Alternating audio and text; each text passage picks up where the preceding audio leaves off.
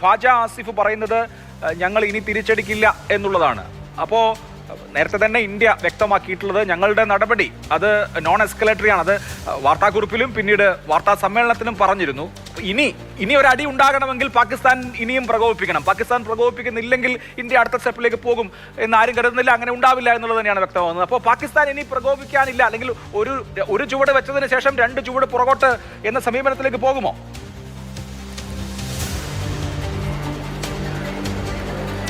അഭിലാഷ്, ഈ പാകിസ്ഥാനിലെ 21 ഭീകര ക്യാമ്പുകളിൽ 9 എണ്ണത്തിലാണ് ഇപ്പോൾ ഇന്ത്യയെ സ്ട്രൈക്ക് ചെയ്തിരിക്കുന്നത്. അതായത് ഇനിയും 11 ക്യാമ്പുകൾ ഈ ഇന്ത്യൻ രഹസ്യാന്വേഷണ ഏജൻസികളുടെ റിപ്പോർട്ട് പ്രകാരം പാകിസ്ഥാനിൽ ഇപ്പോഴും പ്രവർത്തിക്കുന്നുണ്ട്. അതുകൊണ്ട് തന്നെ പാകിസ്ഥാന്റെ ഭാഗത്ത് നിന്ന് എന്തെങ്കിലും പ്രകോപനം ഉണ്ടാകുകയാണെങ്കിൽ ഇന്ത്യ തിരിച്ചടിക്കുമെന്ന കാര്യത്തിൽ യാതൊരു സംശയവുമില്ല.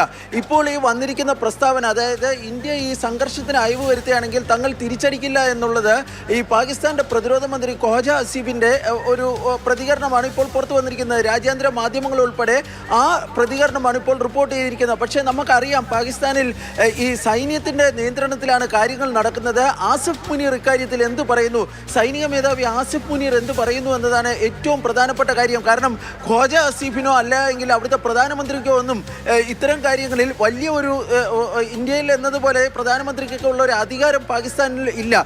അതുകൊണ്ട് തന്നെ ഈ ഇന്ത്യൻ പ്രതിരോധ മന്ത്രാലയവുമായി ബന്ധപ്പെട്ട കേന്ദ്രങ്ങൾ ഈ ഖ്വാജ ആസിഫിന്റെ പ്രതികരണത്തിന് വലിയ ഒരു മുഖവിലേക്ക് എടുക്കുന്നില്ല എന്നതാണ് യാഥാർത്ഥ്യം. പാകിസ്ഥാൻ സൈന്യം ഇക്കാര്യത്തിൽ എന്ത് നിലപാട് സ്വീകരിക്കാൻ വേണ്ടി പോകുന്നു എന്നതാണ് ഏറ്റവും പ്രധാനപ്പെട്ട കാര്യം. കാരണം അവരെ സംബന്ധിച്ചിടത്തോളം ഇത് 1971 ലഭിച്ചതിനെ പോലെ സമാനമായ രീതിയിലുള്ള ഒരു കനത്ത തിരിച്ചടിയാണ് ഇന്ത്യയുടെ ഭാഗത്ത് നിന്ന് പാകിസ്ഥാൻ സൈന്യത്തിന് ഇപ്പോൾ ലഭിച്ചിരിക്കുന്നത്. അതുകൊണ്ട് അത് അത്ര പെട്ടെന്ന് പാകിസ്ഥാൻ സൈന്യം മറക്കുവാനുള്ള ഒരു സാധ്യത ഈ പൊതുവെ വിലയിരുത്തപ്പെടുന്നില്ല. ഏതെങ്കിലും കാരണവശാൽ ഒരു ടോക്കൺ ആയിട്ടെങ്കിലും ഒരു തിരിച്ചടി പാകിസ്ഥാന്റെ ഭാഗത്ത് നിന്ന് ഉണ്ടാകാനുള്ള സാധ്യത ഇന്ത്യൻ സൈനിക വിവിധ സേനാ വിഭാഗങ്ങളൊക്കെ കരുതുകയും ചെയ്യുന്നുണ്ട്. അതിനിടയിലാണ് ഈ പ്രസ്താവന വരുന്നത്. പക്ഷേ ഇതിനെ മുഖവിലേക്ക് എടുക്കുന്നില്ല. പക്ഷേ യഥാർത്ഥത്തിൽ ഇതൊരു രാജ്യാന്തര സമൂഹത്തോടൊക്കെ ഖ്വാജ ആസിഫ് ഇത്തരം ഒരു നിർദ്ദേശം മുന്നോട്ട് വയ്ക്കുകയാണെങ്കിൽ അതിനോട് അനുകൂലമായി പ്രതികരിക്കാൻ ഇന്ത്യ തയ്യാറായേക്കും. പക്ഷേ അത്തരമൊരു ഒരു തേർഡ് പാർട്ടി, അതായത് അമേരിക്ക, ബ്രിട്ടൻ പോലുള്ള രാജ്യങ്ങളുടെ മുമ്പാകെ അത്തരമൊരു നിർദ്ദേശം ഇപ്പോൾ ഖ്വാജ ആസിഫ് വയ്ക്കുമോ ഇല്ലയോ എന്നതാണ് അറിയേണ്ടതായുള്ള കാര്യം. അദ്ദേഹം നിലവിൽ പാകിസ്ഥാനിലെ മാധ്യമപ്രവർത്തകരോടാണ് ഇക്കാര്യം പറഞ്ഞത്. അതിനെ നമുക്ക് മുഖവിലേക്ക് എടുക്കാൻ പറ്റില്ല എന്നതാണ് പാകിസ്ഥാന്റെ മുൻകാല ചരിത്രം പരിശോധിക്കുമ്പോൾ വ്യക്തമാകുന്നത്. പാകിസ്ഥാനിലെ സുരക്ഷാ സമിതി ഉൾപ്പെടെ യോഗം ചേരുന്നു. അതിന്റെ ദൃശ്യങ്ങൾ അല്പം മുമ്പ് നമ്മൾ കാണിക്കുകയും ചെയ്താണ്. പ്രധാനമന്ത്രി പങ്കെടുക്കുന്നുണ്ട്, അവിടെ സൈനിക മേധാവിമാർ പങ്കെടുക്കുന്നുണ്ട്. അപ്പോൾ ഈ യോഗം കഴിഞ്ഞതിന് ശേഷം മറ്റേതെങ്കിലും തരത്തിലുള്ള പ്രതികരണം ഉണ്ടാകുമോ എന്നതുകൂടി നമ്മൾ കാണേണ്ടി വരും. മാത്രമല്ല, നമ്മുടെ മന്ത്രിസഭാ യോഗവും സെക്യൂരിറ്റി കാര്യങ്ങൾക്കുള്ള മന്ത്രിസഭാ ഉപസമിതിയും മറ്റ് നിർണായകമായ കൂടിക്കാഴ്ചകളുമൊക്കെ ഡൽഹിയിൽ നടക്കുന്നുമുണ്ട്. അതിർത്തിയിലെ സ്ഥിതിയുമായി കൂടി കണക്ട് ചെയ്തായിരിക്കുമല്ലോ ഇനിയുള്ള അടുത്ത സ്റ്റെപ്പിലേക്ക് നമ്മളും നീങ്ങുക. അത്തരം വിവരങ്ങളിൽ പുതിയ അപ്ഡേറ്റ് വരുന്നുണ്ടോ? അതോ ആദ്യം വന്ന വിവരങ്ങൾ പൂഞ്ചിലെ പാക് പോസ്റ്റുകൾ തകർത്തു, നമ്മുടെ സിവിലിയൻ മേഖലകൾ ആക്രമിച്ചു, അതിനപ്പുറത്തേക്കുള്ള വിവരങ്ങൾ ഇപ്പോൾ വരാതെയുണ്ടോ? നിലവിൽ നമുക്ക് അതിനപ്പുറത്തേക്ക് ഏതെങ്കിലും വിവരങ്ങൾ ലഭിക്കുന്നില്ല. പക്ഷേ ഇന്ന് ഈ വാർത്താ സമ്മേളനത്തിന് ശേഷം ഈ പ്രതിരോധ മന്ത്രാലയ വൃത്തങ്ങളുമായി സംസാരിക്കുമ്പോൾ അവർ പറഞ്ഞിരിക്കുന്ന ഏറ്റവും ചില കാര്യങ്ങളുണ്ട്. അതിൽ ഈ ഇപ്പോഴുണ്ടായിരിക്കുന്ന ഈ അറ്റാക്കിൻ്റെ അതിൻ്റെ കാഷ്വാലിറ്റി എത്രത്തോളമാണ് എന്നതിനെ സംബന്ധിച്ചുള്ള ഒരു അസസ്മെൻറ്റ്, ഗ്രൗണ്ട് അസസ്മെൻറ്റ് ഇന്ത്യയുടെ വിവിധ ഏജൻസികളും മറ്റും നടത്തുന്നുണ്ട്. കാരണം നേരത്തെ ഇപ്പോൾ പാകിസ്ഥാൻ മാധ്യമങ്ങളൊക്കെ പറയുന്നതനുസരിച്ചാണെങ്കിൽ ഈ മൗലാന മസൂദ് അസറിൻ്റെ ഏതാണ്ട് 14ഓളം ബന്ധുക്കൾ കൊല്ലപ്പെട്ടിട്ടുണ്ട്. അദ്ദേഹം തന്നെ ഇപ്പോൾ എവിടെയാണെന്ന് അറിയില്ല എന്നതൊക്കെയാണ്. പക്ഷേ ഇത് നമുക്ക് ക്രെഡിബിളായിട്ട് ഇന്ത്യക്ക് ഒരു ലോകത്തിന് മുമ്പിൽ പറയുന്നതിന് വേണ്ടിയുള്ള ഒരു ക്രെഡിബിൾ അസസ്മെൻ്റ് ആണ് ഇപ്പോൾ ആദ്യം നടക്കേണ്ടതായി ഉള്ളത്.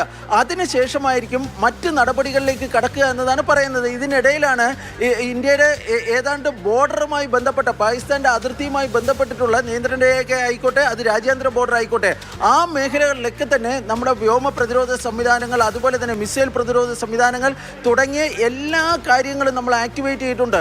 ഒരു പാകിസ്ഥാൻ്റെ ഭാഗത്ത് നിന്ന് എന്ത് പ്രകോപനം ഉണ്ടായാലും അതിനെ ശക്തമായി നേരിടുവാൻ ഇന്ത്യയുടെ 3 സേനാ വിഭാഗങ്ങളും സജ്ജമാണ്. കാരണം വളരെ പ്രധാനപ്പെട്ട ഒരു കാര്യം ഇന്നത്തെ ഈ വാർത്താ സമ്മേളനത്തിൽ തന്നെ നമുക്ക് മനസ്സിലായ ഒരു കാര്യം, ഏതാണ്ട് 100 കിലോമീറ്റർ അപ്പുറത്ത് ഹിറ്റ് ചെയ്യാൻ നമ്മുടെ മിസൈലുകൾക്ക് സാധിച്ചു. ആ സമയത്ത് ഒന്നും തന്നെ പാകിസ്ഥാൻ റഡാറുകൾക്ക് അത് തിരിച്ചറിയാൻ വേണ്ടി പറ്റിയില്ല. ഈ 100 കിലോമീറ്റർ നമ്മുടെ മിസൈലുകൾ സഞ്ചരിക്കുന്ന സമയത്ത് അതിനെ ന്യൂട്രലൈസ് ചെയ്യാൻ അവർക്ക് സാധിച്ചില്ല. അവർ അവകാശപ്പെട്ടിരുന്ന സൈനിക ശക്തിയുടെ 4-1 പോലും അവർക്ക് ഇല്ലായിരുന്നു എന്ന് വേണം, ഈ മേഖലകളിലൊന്നും ഇല്ലായിരുന്നു എന്ന് വേണം ഇപ്പോൾ ഇതിൽ നിന്ന് വ്യക്തമാകുന്നത്. പക്ഷേ പാകിസ്ഥാൻ അത്തരത്തിൽ ഈ ഒരു സ്റ്റെപ്പ് പിന്നോട്ട് വയ്ക്കുകയും എന്നാൽ സൈനിക തലത്തിൽ കടന്നാക്രമിക്കാനൊക്കെ ഉള്ളൊരു സാധ്യത നമ്മൾ കാണുന്നുണ്ട്. അതുകൊണ്ട് തന്നെ നമ്മുടെ പ്രതിരോധ സംവിധാനത്തിൽ യാതൊരു വിട്ടുവീഴ്ചയും ഉണ്ടാകില്ല എന്ന് തന്നെയാണ് ഈ ഡൽഹിയിൽ നിന്ന് നമുക്ക് ഈ ഘട്ടത്തിൽ റിപ്പോർട്ട് ചെയ്യാൻ വേണ്ടി കഴിയുന്നത്. ആദ്യം വരേണ്ടത് ഈ കാഷ്വാലിറ്റിയെ സംബന്ധിച്ചുള്ള ഒരു അസസ്മെന്റ് ആണ്.